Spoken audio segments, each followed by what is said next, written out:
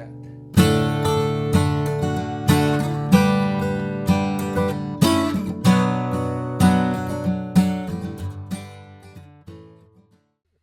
Bienvenue sur la chaîne des éditions Mnémosyne, où chaque histoire dévoile les trésors de la mémoire.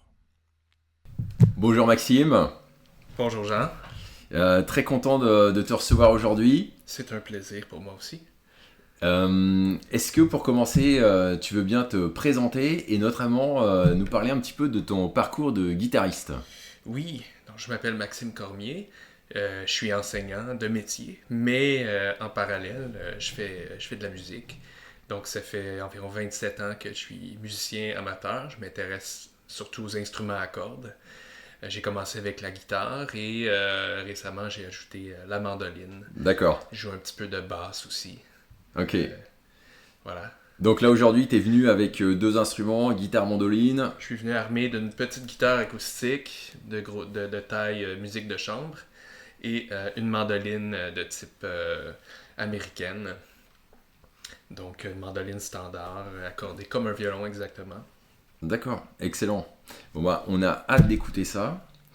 Et puis, pour commencer, en fait, tu m'as fait le cadeau très généreux de composer une musique sur ce petit livre que tu vas reconnaître. Oui, Esclave des morts, ça a été très plaisant à faire. Donc écrire de très courts extraits musicaux en me basant sur une partie de la trame narrative du roman. Donc c'était un beau défi. Moi qui rêve de faire de la musique de film, c'était un défi qui a été très intéressant et amusant. Ok, Ouais. j'en suis très content. Donc, pour les gens qui ne connaîtraient pas, je montre Esclave des morts. C'est une fiction médiévale, un roman médiéval. Si jamais vous vous intéressez aux romans historiques, on peut penser peut-être au Piliers de la Terre de Ken Follett ou à la série Bernard Cornwell. Donc je dis pas que c'est du même niveau, mais disons c'est les gens qui s'intéressent à cette période du haut Moyen On peut Âge. voir des parallèles. Voilà, exactement. Donc lorsque tu parles de Cromwell, c'est les Saxon Tales. Oui, C'est ça. effectivement, donc notamment Avec le royaume perdu, le royaume disparu, the Lost Kingdom. Last Kingdom, le dernier royaume. Le dernier Ouais, royaume, c'est ça. le dernier royaume, exactement, ouais. Avec le héros Uhtred de Babenberg. Absolument, ouais.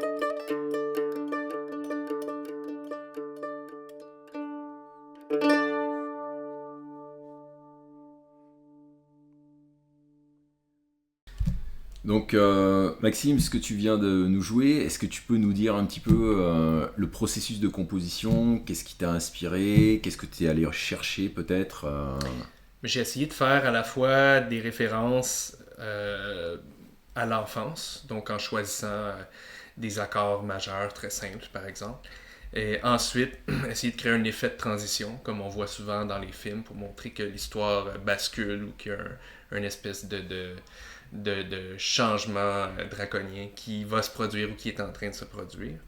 Donc c'est la partie du milieu de l'extrait musical. Et ensuite, enfin, une partie qui sert à illustrer qu'on est rendu ailleurs, qu'on a traversé une frontière peut-être vers le côté oriental du monde. Et pour ce faire, ben, on part du début de la chanson, puis on va changer seulement une ou deux notes.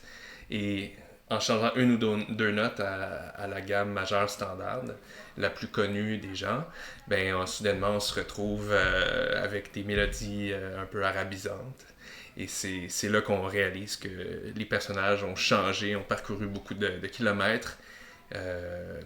Et on est un peu dans la tête du personnage de Fabian qui réalise qu'il est rendu loin de chez lui, qui est probablement assez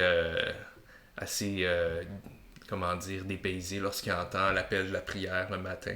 Par exemple. Par exemple. Ouais, Donc c'est un peu ce que ça évoque d'avoir une espèce de mélodie qui utilise des notes tirées d'une ou deux gammes arabes principales, et en ayant pour base, pour fond, une espèce de bourdon qui évoque le oud. D'accord.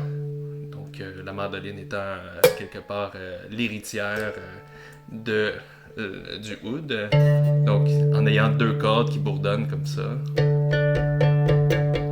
effectivement, ça nous donne un effet juste là de voyage vers un autre côté de la planète. Donc c'était un peu ça mon idée de base, partir de l'enfance, ensuite le basculement qui est un peu une perte d'innocence, un personnage qui se demande ce qui va lui arriver, qui réalise qu'il a été peut-être un peu lâche, qu'il a peut-être manqué de courage, et ensuite enfin l'arrivée sur des terres carrément inconnues pour ce personnage. D'accord, ok.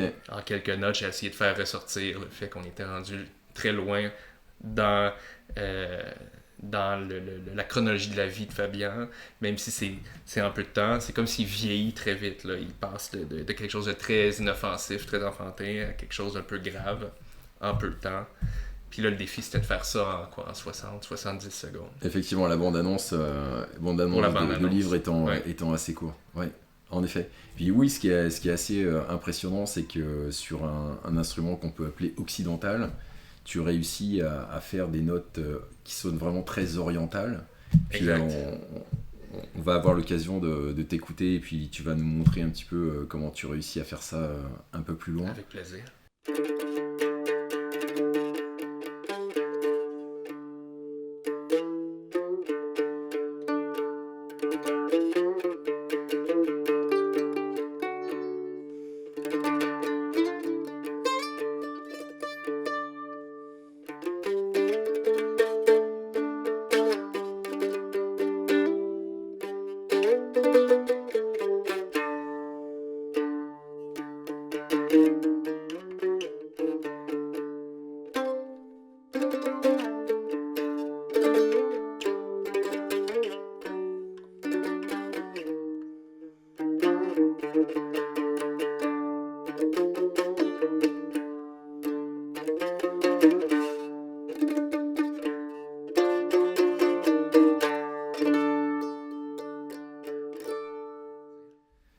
C'est peut-être l'occasion de parler justement de toute cette famille d'instruments à cordes. Oui. Parce que si on remonte dans l'histoire, donc sans du tout être un spécialiste, c'est vraiment tiré des encyclopédies les plus vulgarisées. Et je ne me considère pas non plus un spécialiste. Par contre, étant un musicien amateur depuis assez longtemps, j'ai beaucoup observé d'autres musiciens. J'essaie parfois juste de prendre le métro à Montréal. Ça me permet d'arrêter quelques minutes pour regarder un joueur de oud de niveau très professionnel. Pendant quelques minutes, j'observe comment ça fonctionne. J'essaie de deviner à l'oreille comment les cordes sont accordées relativement l'une à l'autre. D'accord. Et j'ai jamais réussi à le découvrir jusqu'à ce que je réalise qu'il y a au moins 10 façons d'accorder un oud. Donc c'est un petit peu plus complexe, disons, que pour la guitare, où il y a une manière standard dans laquelle 99% des guitaristes accordent leur guitare, mi, la, ré, sol, si, mi. Alors que pour le oud, c'est le choix du chef, finalement. D'accord. Donc, mes connaissances viennent surtout de l'observation d'autres musiciens, mais je ne possède pas d'autres types d'instruments que ceux que vous voyez ici. Pas encore. Pas encore. Peut-être. Ouais. Ouais. Ok, excellent. Et puis c'est sûr que juste en allant voir l'histoire de cette famille d'instruments, c'est intéressant parce que ça remonte à vraiment très très loin. Je voyais dans une encyclopédie que 3500 ans avant Jésus-Christ, à Sumer, il y avait déjà des lyres, des harpes, qui seraient les plus vieux instruments de musique, avec peut-être les flûtes, Ouais. les espèces de pipeaux ou les genres de flûtes de pan. Ouais. Et ensuite, des instruments un peu plus récents, c'est-à-dire au lieu de remonter à 55 siècles, c'est seulement 20 siècles, 21 siècles, Ouais. il y aurait quelque chose qu'on appelait le barbate, si j'ai bien lu, qui serait un instrument persan. Puis il y a un point d'interrogation, on ne sait pas si le mot barbate, ça vient de l'inventeur de l'instrument, qui s'appelait Barbate, ou si ça vient de termes persans qui voulaient dire ventre de canard, Qu'on aurait utilisé selon la forme de l'instrument, tu Ouais. sais, qui avait déjà une caisse ronde. à l'arrière. Là. Donc, Ex- si je la joue, c'est la partie qui est appuyée contre mon ventre. Exactement, Ouais. exactement en forme de demi-poire, Ouais. comme on dit parfois aussi. Et puis, donc cet instrument-là a donné naissance en fait à l'oud, Ouais. qui lui-même a donné en Occident naissance en fait d'une part d'abord au luth. Puis le luth c'est tout simplement l'oud, L Ouais. apostrophe, un peu déformé, qui nous vient notamment par l'Espagne. Et puis la mandoline, si j'ai bien lu mon histoire, c'est une fille directe du luth ou de l'oud. Et puis la guitare là-dedans, je sais pas si on peut dire que c'est une fille, Ouais. Une cousine. une nièce, une cousine, c'est pas tout à fait clair. Est-ce que tu as des infos là-dessus? Ben, c'est certain que le principe de la mandoline, si on recule un peu, tu mentionnais la mandoline, la relation avec l'oud, le fait d'avoir des cordes doublées qu'on accorde à l'unisson, cette sonorité-là, c'est facile de voir la parenté directe. Maintenant, la différence majeure avec l'oud, c'est que la mandoline a des frettes pour s'assurer qu'on joue des notes à peu près sur la bonne tonalité, qu'on monte. On a des repères qui nous aident à avoir un son plus précis, donc qui ne fausse pas, puis en même temps, on arrive à mieux se repérer. Ce qui fait que les joueurs d'oud sont très surprenants. C'est un peu comme les violonistes, ils y vont un peu par la mémoire des gestes. Ils jouent sur un manche qui comporte pas de frettes. En effet. Et alors que si on regarde les luttes les plus près de nous, là, sur l'axe du temps, on voit qu'à un moment donné, on a fait apparaître des frettes.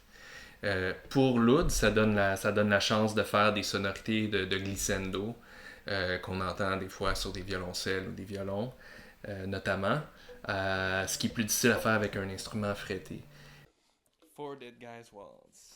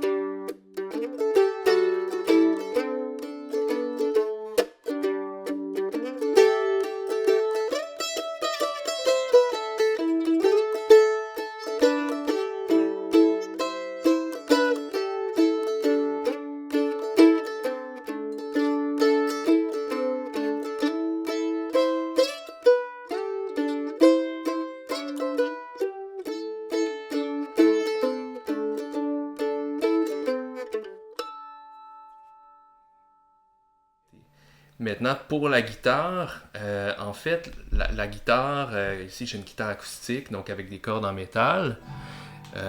Ce type de guitare-là, cette architecture de guitare-là, elle est assez jeune en fait.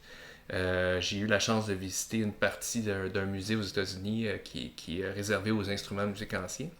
Puis à ma grande surprise... À quel endroit? C'est à New York. À New York, ouais. d'accord. Je me souviens plus si c'était au Met, mais c'est une partie assez significative qui prend peut-être 2 heures pour un musicien à bien visiter. D'accord. Et on voit l'ancêtre de ces guitares-là, réalisé par le fameux Frédéric Martin, qui est un immigrant allemand, puis qui a quelque part créé les modèles standards de guitare acoustique qu'on utilise encore aujourd'hui. Lui est arrivé au 19e siècle. D'accord. Aux États-Unis. Il a fondé une des marques de guitare acoustique les plus réputées encore aujourd'hui. C'est situé à Nazareth, en Pennsylvanie. D'accord. Donc, quel est le nom de la marque? La marque, c'est Martin, CF D'accord. Martin. Ok. Et dans une guitare Martin qui est faite aux États-Unis, ça a toujours été écrit fabriqué à Nazareth, Pennsylvanie.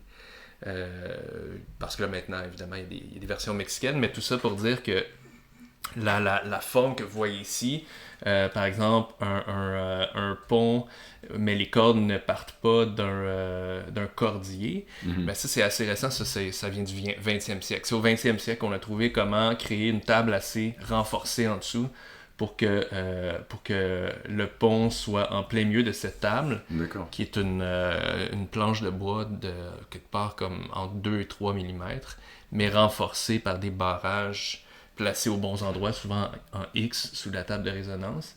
Et cette façon de faire, qui repose essentiellement sur des joints de colle, fait qu'on n'a pas besoin de tendre les cordes à partir d'un cordier qui partirait d'ici. Excellent. Ce que vous voyez d'ailleurs sur une mandoline standard, là, vous voyez pour cette mandoline-là, on a quand même décidé de le faire, ce qui fait que la force est mieux répartie, il n'y a pas trop de tension sur le chevalet. Le chevalet, voilà. ouais. D'accord, ok. Donc, une architecture assez récente ici, si j'ose appeler ça comme ça.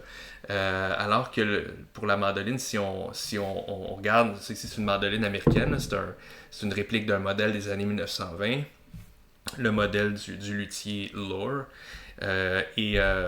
Bon, maintenant, plein de marques de partout dans le monde reprennent ce design-là, suivent le même plan pour inclure notamment cette partie ici, là, qui est très jolie. Est-ce que tu veux la montrer à la caméra? Oui. Effectivement, la volute magnifique. Donc, c'est carrément une sculpture, une mandoline comme celle-là. Vous voyez, je peux voir à travers ici cette partie en spirale. Le dessus est bombé, on dit que c'est un dessus sculpté, parce qu'on part d'une planche de bois d'une certaine épaisseur, puis on va l'amincir en essayant de créer une espèce de coupole. Et même chose pour le bois dur qui forme l'arrière. Le dessus est typiquement en bois tendre, en épicéa. D'accord. Comme pour la plupart des guitares acoustiques, mais celle-ci est exceptionnellement en cèdre rouge. Voilà. Magnifique. Donc, ce sont des instruments dont le design est assez jeune, donc 20e siècle, mais si on regarde comment est fait une vieille mandoline napolitaine, c'est essentiellement la même construction, mais vous allez remarquer évidemment le fameux dos en forme de poire. De poire. Piriforme, comme disent les encyclopédies. Une espèce de bol qui est fascinant, parce que vous dites qu'il a vraiment fallu sculpter cette pièce-là. Ça reste fragile. Hein? Une fois que vous avez fini de tout sabler, de tout mettre beau, c'est extrêmement mince. D'accord. Donc c'est très précieux et fragile. Excellent. Et bien justement, guitare, mandoline, qu'est-ce qui toi personnellement, qui a été guitariste pendant, on peut dire, des décennies, t'a amené à vouloir découvrir la mandoline ces dernières années? Oui, je jouais de la guitare depuis environ 25 ans. Et une fois de temps en temps, comme musicien, on a l'impression un peu de plafonner. Et cette impression de plafonner m'a amené, il y a quelques années, 3-4 ans, à me tenter dans un style musical que j'avais un peu laissé de côté, tout en ayant un intérêt quelque part, mais j'avais jamais vraiment essayé. Je parle du bluegrass. Donc le bluegrass fait partie des musiques traditionnelles américaines. C'est un petit peu un des ancêtres de la musique western, de la musique country. Et le bluegrass vient... on peut facilement associer le bluegrass à un groupe musical en particulier qui s'appelait donc les Bluegrass Boys. En fait, c'était le groupe d'un mandoliniste américain qui est certainement responsable de la popularité de ce type de mandoline-là. Et lui, bon, il a fondé un groupe, un ensemble qui peut sembler inusité, mandoline, guitare, violon, banjo, contrebasse, mais c'est devenu aujourd'hui le standard de ce qu'on appelle un string band. Un ensemble à cordes. Il n'y a pas d'instrument, un ensemble à cordes, mais pas, mettons, le quatuor à cordes avec l'alto, le violoncelle puis les deux violons. Mais il y a quand même un violon. Et là, dans le bluegrass, dans la musique traditionnelle américaine, on va pas dire violin, on va dire fiddle. Qui n'a pas exactement de traduction en français. Peut-être le crin-crin. C'est-à-dire, Ouais. c'est pas le violon noble, c'est plus le violon populaire, un peu, peut-être, Ouais. dont les tziganes jouaient en Europe. Ouais, peut-être qu'on peut faire ce parallèle-là. Sinon, au Québec, on fait la distinction entre violoniste et violonneux. Donc, le violonneux, souvent, ne lit pas la musique, joue des rilles, joue des pièces qui sont transmises oralement par l'observation. Sans notation, sans partition, en fait. Ben évidemment, il y a des universitaires qui étudient, qui jouent de ces styles musicaux, mais je veux dire, dans les soirées traditionnelles canadiennes, on a des violonneux qui sont des virtuoses, qui sont des véritables machines à faire de la musique pour faire danser des dizaines de personnes juste avec un violon. D'accord.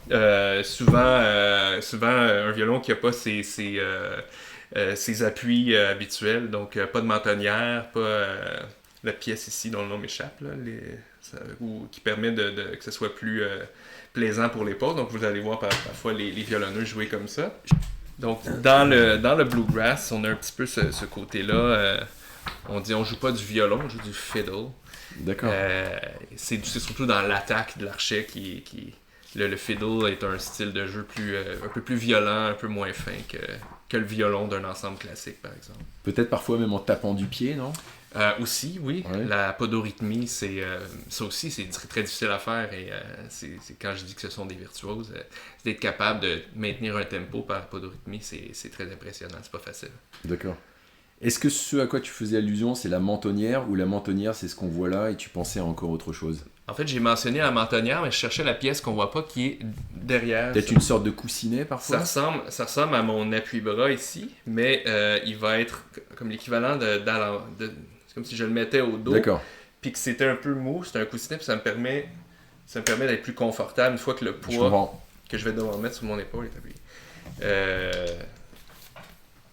Voilà, donc dans les Bluegrass Boys, il y a eu un violoniste virtuose qui s'appelait Kenny Baker, qui a composé une grosse partie des musiques et des chansons du répertoire Bluegrass. Et ces chansons-là, aujourd'hui, on les appelle des fiddle tunes. Petite anecdote, les fiddle tunes, au début, je comprenais pas ce que ça voulait dire, jusqu'à temps que je commence à jouer de la mandoline. C'est qu'une mandoline, c'est accordé exactement... Dans la manière standard d'accorder, c'est accordé comme un violon. Donc, de la corde la plus grave à la corde la plus aiguë, ou disons de la double corde la plus grave à la plus aiguë, ça donne Sol, Ré, La, Mi. Et donc, les écarts sont équivalents à 5 degrés, ou l'équivalent de... donc, si je veux aller chercher la prochaine tonalité sur la corde d'en dessous, je vais devoir... Sur la corde présente, je dois aller 7 frettes plus loin. Je comprends. Donc, on appelle ça une quinte. En musique, c'est une distance de une quinte. Et donc, à chaque fois que je change de corde, je change d'une quinte. D'accord.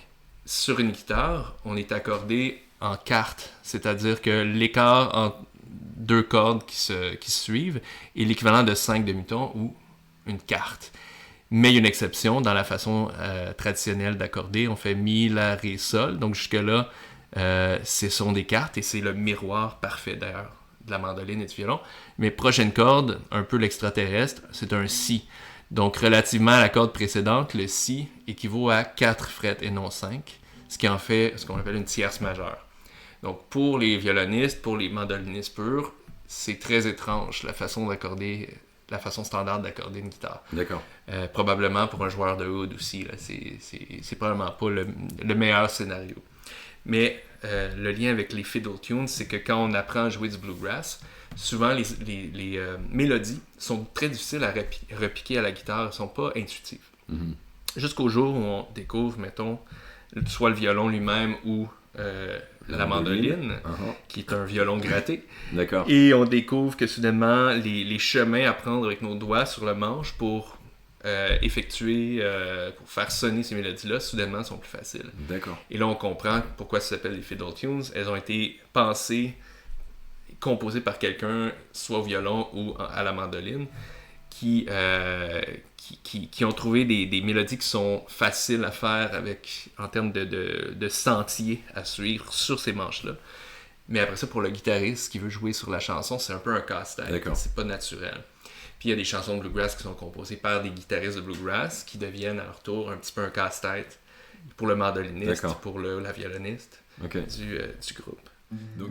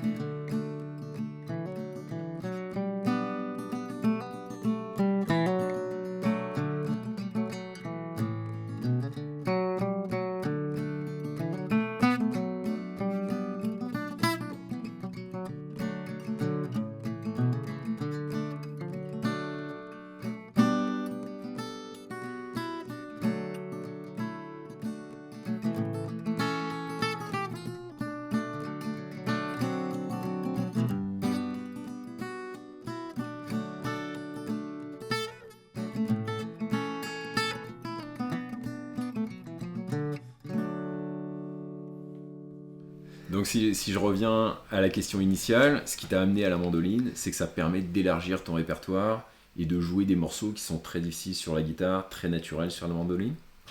En partie. Il y a une autre partie qui est le défi. C'est que en voulant devenir meilleur en bluegrass, j'ai fait ce que la plupart des musiciens de bluegrass essaient de faire, c'est de trouver d'autres gens pour jouer avec eux dans des cercles. Pour faire un bœuf.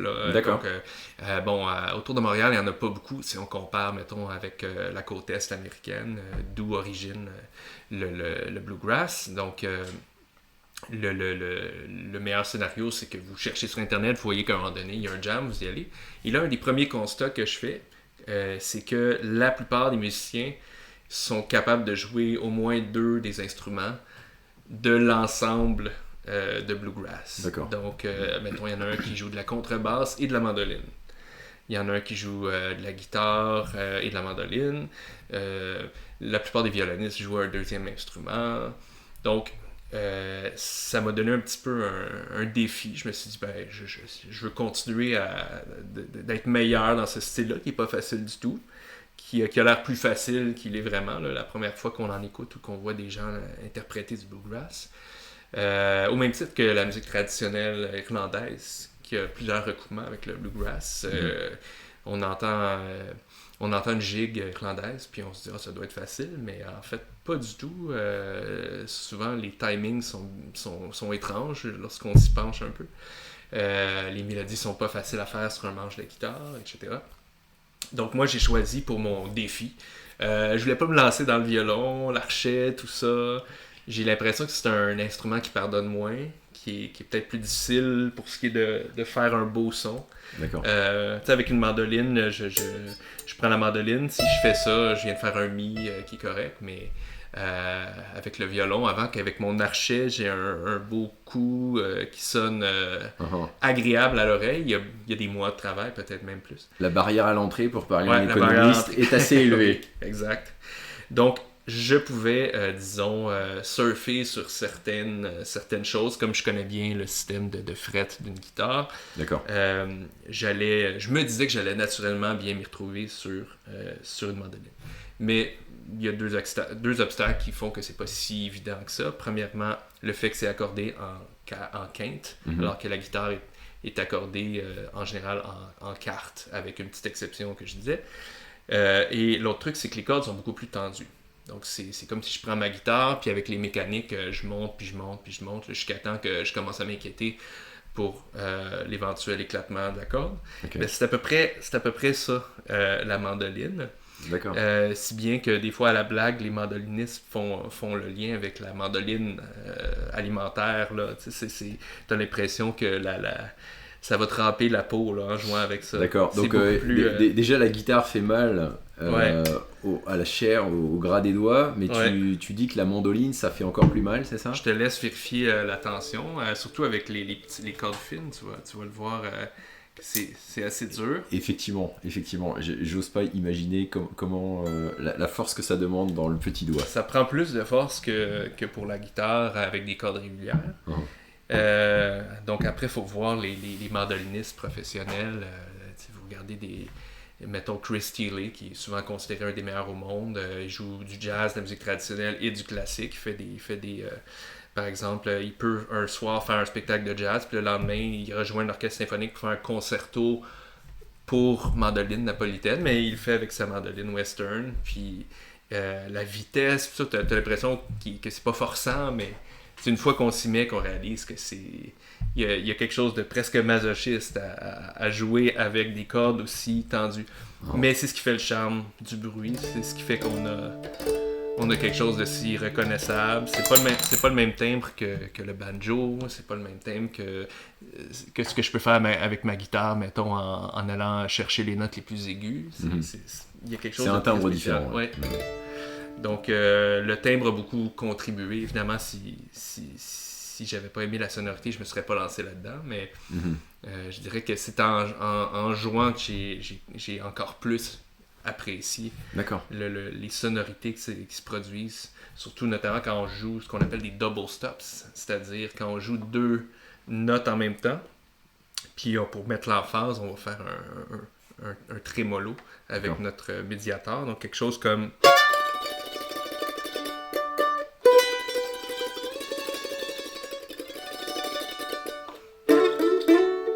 Donc, juste deux notes comme ça, ce que les anglophones appellent un double stop. C'est comme le début d'un accord, c'est juste assez pour créer une espèce de contexte musical. Si les autres musiciens ont moindrement l'oreille, on fait deux notes, ils comprennent que la tonalité de la chanson. Et puis, c'est ça qui est la beauté de cet instrument-là. Les violonistes aussi font des double stops lorsqu'ils font un peu crier ou pleurer leur violon. En général, c'est qu'ils vont doubler ils vont essayer de créer deux fois, par exemple, un mi. D'accord. Et ça va faire que le violon va sonner plus fort que la somme de deux cordes. C'est ce que j'aime beaucoup. Lorsqu'on fait des double stops avec une mandoline, il y a beaucoup de puissance sonore dans les aigus. On fait sonner, mettons, 4 cordes. Là. Mettons, en faisant quelque chose comme ça, c'est 4 fois la même note parce que je fais une position qui me permet de faire deux notes qui sont les mêmes, qui sont mi fretté et mi ouvert à vide, mais les cordes sont doublées. Ça fait 4 cordes qui font un mi, jamais tout à fait à l'unisson. Ces instruments-là sont jamais parfaitement sur la bonne note en hertz. D'accord. Donc, et c'est ça qui est beau. C'est comme dans un piano, il y a des micro-dissonances qui font que c'est beaucoup plus agréable à l'oreille que si tout était beaucoup plus riche. Parfait. C'est l'idée du piano tempéré. Mais ça, c'est la mandoline tempérée. Excellent. Sinon, pourquoi la mandoline? C'est vraiment un bel instrument, moi je trouve en particulier. J'ai considéré différents types de mandolines. Il y a des modèles américains qui sont tout simplement en forme de goutte d'eau, qu'on appelle A-shape. Ça, c'est la forme F. Puis évidemment, la forme F, à cause de ses ornementations, est plus chère. Mais pour moi, ça, c'est un des plus beaux instruments qui existent. C'est vrai qu'elle est très belle. Un rappel du violon, un rappel de la famille des violons avec les ouïes en F. Les ouïes en F, ouais, tout à fait. Et c'est vrai que la première fois que tu me l'as montré, moi qui suis très ignorant en musique, et notamment dans tout ce qui est bluegrass, country, etc., je m'attendais vraiment, encore une fois, à voir un instrument en forme de poire. Ouais. Mais c'est magnifique. Mais ça se fait, je je peux prendre une mandoline napolitaine puis aller à un bœuf de bluegrass. Ça va peut-être surprendre un peu, mais l'important c'est le musicien. Là. Sauf que quand j'ai vu cette merveille, juste la façon que la tête est faite, c'est assez standard. Là. C'est vraiment une copie du dessin de Lore, qui était pas tant un musicien, qui était un ingénieur. Donc, quelqu'un qui considère un ingénieur sonore dans les années 20, puis il dit tiens, je vais inventer une mandoline. Puis le gars était pas juste bon en mathématiques, là. C'est une œuvre d'art. Ouais. Ouais. Donc, ça contribue certainement au charme qui fait que j'ai été très attiré par ceci. Mais on s'entend, une contrebasse, c'est extrêmement beau. Bon, le banjo, je suis pas encore certain. Je suis pas encore certain de la relation que j'ai avec cet instrument-là, qui sonne très fort, qui est souvent un petit peu l'instrument qui se démarque par son timbre plus fort dans un ensemble de bluegrass. Mais en même temps, ça donne la couleur. On se trompe pas quand on entend ces instruments-là, puis le banjo qui commence, on sait qu'on est quelque part vers le sud des États-Unis, puis que le gazon est peut-être vert bleu. Là. Un peu bleu, ouais. Voilà. Ah, excellent. Et pour revenir, juste anecdote, puisque tu mentionnais musicien, ingénieur, mathématicien, un professeur de mathématiques avait un étudiant, et un jour on lui annonce que cet étudiant a renoncé aux mathématiques pour se mettre à la poésie. Ok. Réaction du professeur de mathématiques: ah, ça ne m'étonne pas, j'ai toujours su qu'il manquait d'imagination. Dans sa tête, mathématiques veut dire plus d'imagination encore qu'un poète. C'était peut-être injuste pour la poésie, mais disons ça illustre bien que il y a un continuum en fait entre toutes les activités, mathématiques, musique, art. Oui, mais surtout pour fabriquer un instrument de musique, il y a des principes mathématiques incontournables. Juste, mettons, la gamme majeure qui nous sert de référence. Là, on donne un cours de musique à des enfants. On va probablement les mettre devant un xylophone, un clavier, puis on va leur montrer Do, Ré, Mi, Fa, Sol, La, Si, Do. Bon, cette gamme-là, je peux la transposer partout, mais ça, on le voit dans les travaux de Pythagore. Pythagore avait compris qu'il y avait quelque chose de naturel dans, si vous voulez, les intervalles qu'on trouve lorsqu'on fait sur un clavier Do, Ré, Mi, Fa, Sol, La, Si, Do. Ou si on fait la même chose, Ré, Mi, Fa dièse, Sol, La, Do dièse, Ré, c'est les mêmes intervalles, mais je viens de les déménager à un ton plus aigu. C'est les proportions entre les cordes, n'est-ce pas? Entre des c'est longueurs, les distances finalement. que je parcours entre chaque note. Sur un manche d'instrument fretté, on le voit bien, c'est un ton, c'est 2 frettes, un demi-ton, c'est une frette. Donc je peux faire par exemple une gamme majeure comme celle que Pythagore avait identifiée il y a très longtemps. Donc je fais une note, je monte de un ton, donc 2 frettes, je monte encore d'un ton, pour la prochaine juste un demi. Je continue, un ton, et je finis avec un demi-ton. Donc ça c'est la gamme majeure. D'accord. Une gamme parmi tant d'autres, mais elle a quelque chose de très naturel. On peut faire beaucoup de choses juste avec cette séquence-là. Ben, ça prend des mathématiques, ça prend une vision mathématique quand même assez bonne pour comprendre pourquoi ça fonctionne comme ça, pourquoi il y a quelque chose de naturel là-dedans. Il y a plein de phénomènes mathématiques qui sont cachés là-dedans, les harmoniques par exemple, le fait que si j'appuie mon doigt à peine sur les cordes ici, puis que je gratte, il se passe rien, mais si je vais à la 7e frette, il y a ce qu'on appelle des harmoniques naturelles, à la 12e frette, puis à la 5e frette, mais ils sont un petit peu plus durs à faire sortir. c'est généralement la 12e frette. La 12e frette, ça correspond à un octave au complet. Donc, je pars d'une note, je vais aller chercher un octave plus aigu, la même note. Mhm. Et là, ici, même chose sur une guitare. Les endroits, 7e frette, 5e frette, 12e frette, où on entend le mieux les harmoniques naturelles, il y a nécessairement une logique mathématique là-dedans. Ça peut pas juste être le hasard. Il fallait aussi, pour créer ces instruments-là, il fallait comprendre. Tu parlais tantôt, on reculait de plusieurs millénaires chez les Sumériens. Ouais. Il fallait comprendre que plus la corde est longue, toute chose égale, plus la note va être basse, plus elle est courte, plus ça va être aigu, mais aussi plus il y a tension sur la corde, plus ça va être aigu. Si j'enlève la tension, ça va être plus grave. Donc, c'est nécessairement, ça a amené des questionnements mathématiques qui ont été utiles pour ensuite améliorer les instruments. Donc, pour moi, c'est qui aime beaucoup les mathématiques, comme toi aussi, je pense. Pour moi, il n'y a rien d'étonnant là-dedans que je donne un cours d'économie ou de mathématiques le matin, puis que le soir, je fais sonner les cordes. Et oui, des fois, je pense à certaines relations mathématiques en le faisant, pour être honnête. Excellent, on est toujours dans le même jardin, c'est ça qui est fabuleux.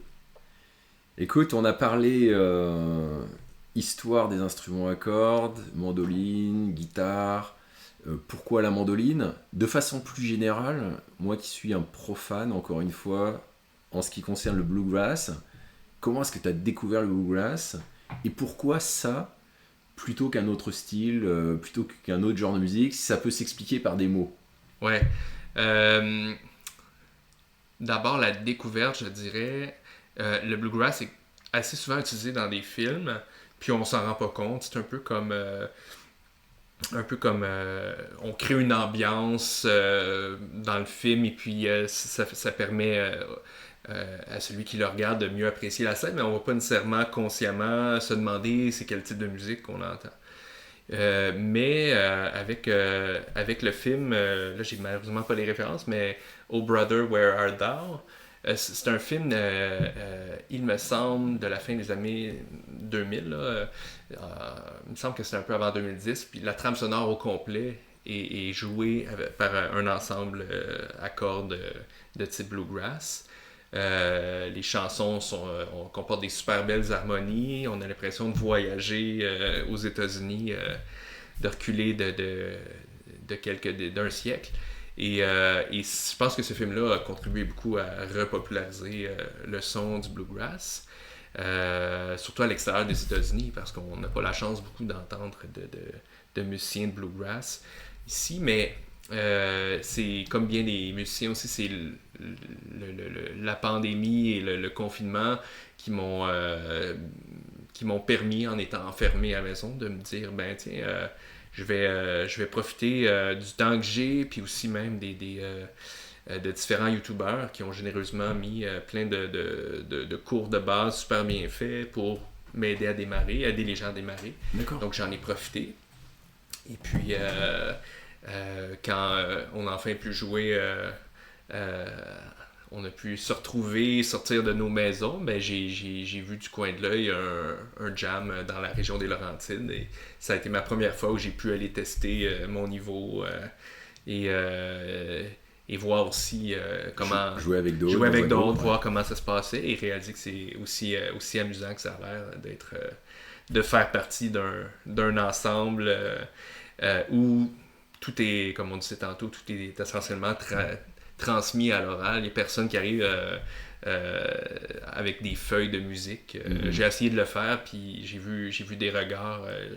C'était pas la culture de l'endroit. T'es pas à la faculté de musique ici, là. Ah. Est-ce que la chanson est en ré ou en sol ou en do? Dis-nous, là, puis on va se retrouver. Puis, d'accord. Donc il a fallu que je m'adapte un petit peu à ça, mais sans regret. Et puis depuis, ben, j'essaie d'augmenter mon niveau avec ce style-là, sans trop délaisser non plus mes anciens amours comme le blues et le jazz à la guitare.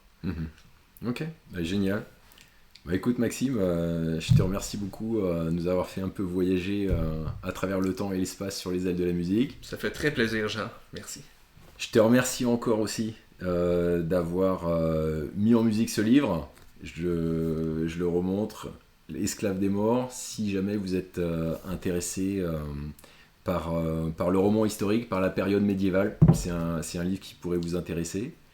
Et puis, écoute, Maxime, je te souhaite bon succès et puis beaucoup de plaisir dans tes prochaines entreprises musicales. Merci beaucoup, Jean. Merci Maxime, à la prochaine. Merci de votre écoute, j'espère que cet entretien vous aura plu. Et si vous souhaitez découvrir d'autres histoires qui explorent les trésors de la mémoire, abonnez-vous à la chaîne ou rendez-vous sur le site des éditions Mnémosyne à l'adresse www.éditionmnémosyne.com.